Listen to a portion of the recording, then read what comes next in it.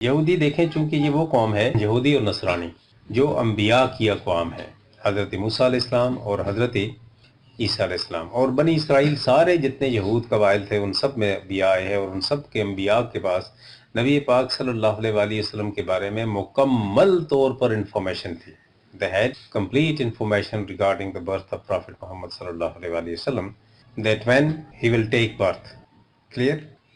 तो वो अपने तौर पर उन्हें हज़रत मूसा अलैहिस्सलाम ने बता दिया था, उनके यहाँ अपने किताबों में इस बात का जिक्र था कि एक सितारा जो फलां सितारा है उसकी शनाख्त करवा दी थी हज़रत मूसा अलैहिस्सलाम ने उन्हें.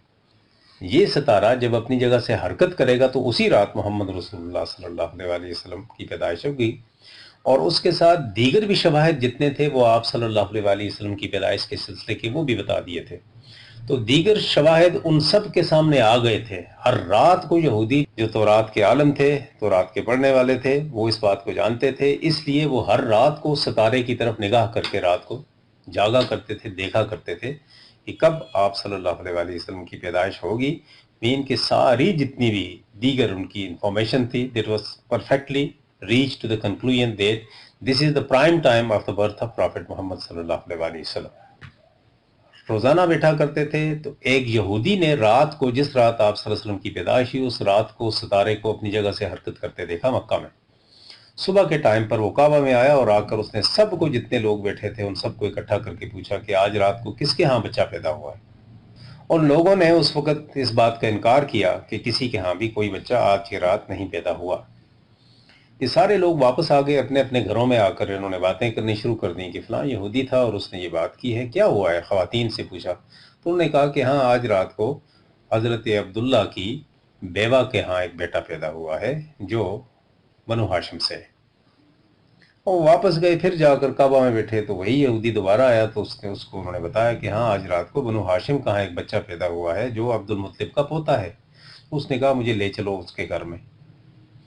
तो वो लेके गए वहाँ पर. जब उस यहूदी ने देखा वहाँ पर हज़रत मोहम्मद सल्लल्लाहु अलैहि वसल्लम को देख के शशदर रह गया. चेहरा अनवर सल्लल्लाहु अलैहि वसल्लम की ताबानी, आप सल्लल्लाहु अलैहि वसल्लम के चेहरे अक़दस की नूरानियत और वो सिफ़ात नूरानी सारी जो उनके यहाँ अपनी किताबों में ज़िक्र था, मज़कूर थी, वो सारी की सारी आप सल्लल्लाहु अलैहि वसल्लम की जब उसने देखी, आप सल्लल्लाहु अलैहि वसल्लम की विलादत के वक्त की सारी डिटेल. और उसके बाद आपने हज़रत आमना रज़ी अल्लाह ताला अन्हा से भी कुछ पूछा. उसके बाद उसने पुश्ते मुबारक की तरफ करके जो और नबूवत आपके शाना अक़दस के ऊपर होती थी उसे जब देखा तो देखते ही गश खा के कहते हैं कि वो बेहोश हो गया. काफ़ी देर के बाद जब उसे होश आया तो उसने कहा कि ए कुरैश, मुबारक हो तुम्हें, सियादत तुम्हारे हाथ से आ गई. और ए यहूद, तुम्हारे लिए अफसोस का मुकाम है कि तुम्हारे पास से नबूवत अब हमेशा के लिए ख़त्म हो गई, और ये रसालत और नबूवत अब क़यामत के दिन तक बनु हाशिम के पास, मोहम्मद सल्लल्लाहु अलैहि वसल्लम के पास होगी. और ये रहमतुल लिल आलमीन जिसका जिक्र हमारी किताबों में है, ये कहलाएंगे. अर्ज़ समा इनकी तारीफ़ व तौसीफ़ करेगा, और हर किस्म की जहत में इनकी तारीफ़ व तौसीफ़ हमेशा के लिए रहेगी क़यामत तक. एक और भी इस सिलसिले में यहूदियों की बात है कि हज़रत हसन बिन साबित को अल्लाह ताला ने लंबी उम्र अता की. 60 साल की उनकी उम्र इस्लाम से दुश्मनी पे ज़्यादा थी, जिसमें अक्सर हिस्सा इन्होंने नबी पाक सल्लल्लाहु अलैहि वसल्लम की हिज्र लिखी, आप सल्लल्लाहु अलैहि वसल्लम की मुखालफत में गुजारे. वो कहते हैं मैं 7-8 साल का था, तो यसरब के रहने वाले थे हसन बिन साबित. तो कहते हैं कि एक यहूदी सुबह के टाइम पर एक टीले पे खड़ा होकर बड़ी परेशानी के आलम में आवाज़ें दे रहा है तमाम बनु कुरैज़ा, बनु क़ुनक़ा और बनु नज़ीर को, ये 3 कबाइल जो मदीना में रहने वाले थे, और इसी उम्मीद पे अरसे दराज से रह रहे थे कि मोहम्मद रसूलुल्लाह सल्लल्लाहु अलैहि वसल्लम आखिर ज़मान नबी पैदा होने के बाद यसरब में आकर उन्होंने क़याम करना है. तो उनकी आमद के पेश नज़र ये वहाँ पे थे कि हम उनका इस्तकबाल करेंगे. ओके, बाद की बात इस तरह है कि चूँकि वो एक्सपेक्ट कर रहे थे, मुतवक्के थे इस बात के, या तवक्को कर रहे थे कि मोहम्मद रसूलुल्लाह सल्लल्लाहु अलैहि वसल्लम आखिर ज़मान नबी यहूद में पैदा होगा, तो वो पैदा हो गए बनु इस्माइल में से.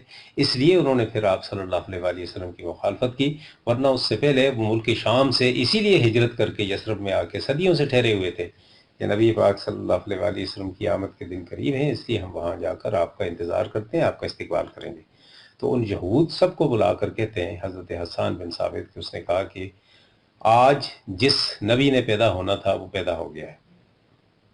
پتہ کرو کس میں سے ہیں۔ اگر یہود میں ہے تو شادیاں بجاؤ صدا کے لیے، اگر نہیں ہے تو پھر رو دھو اپنے سر میں خاک ڈالو اور آپ کے دن ختم ہو گیا۔ ایک اور بھی واقعہ ہے یہود کی ریئیکشن کے بارے میں، آپ نے پوچھا تھا یا ان کا رد عمل کیا تھا یا انہوں نے کیا کیا۔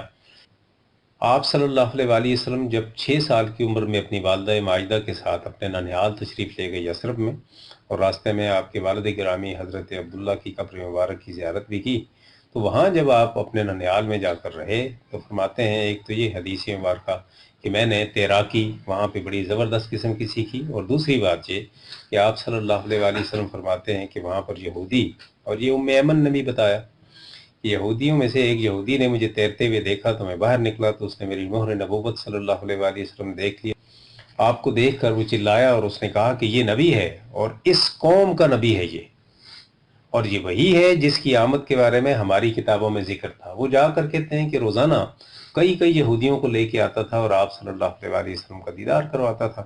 حضرت آمنہ رضی اللہ تعالیٰ عنہ وہاں سے پھر تھوڑی پریشان ہوئی اور واپس لے کے آئی تھیں آپ صلی اللہ علیہ وسلم۔